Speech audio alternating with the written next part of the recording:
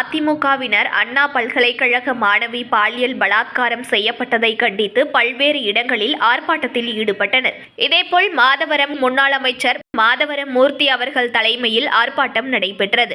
சென்னை அண்ணா பல்கலைக்கழகத்தில் மாணவி ஒருவர் பலாத்காரம் செய்யப்பட்ட வழக்கில் அதிமுக பொதுச் செயலாளர் எடப்பாடி அவர்கள் கண்டனம் தெரிவித்தார்.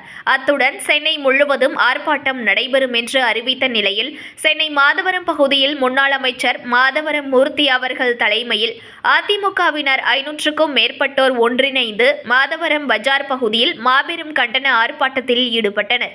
அப்பொழுது தமிழகத்தில் பெண்களுக்கு பாதுகாப்பு இல்லை என்று படிக்க செல்கின்ற பெண்கள் அச்சத்துடன் சொல்ல வேண்டிய நிலை ஏற்பட்டுள்ளதாக, தமிழகத்தில் சட்டம் ஒழுங்கு சீர்குலைந்து விட்டது என்று உடனடியாக தமிழக அரசு இதற்கு பொறுப்பேற்று முதல்வர் அவருக்கு பதவி விலக வேண்டும் என்று கோஷங்களை எழுப்பினர். இதனையடுத்து அங்கு வந்த போலீசார் அவர்களிடம் பேச்சுவார்த்தையில் ஈடுபட்ட பொழுது போலீசார் மற்றும் அதிமுகவினருக்கு இடையே லேசான தள்ளுமுள்ளு ஏற்பட்டது.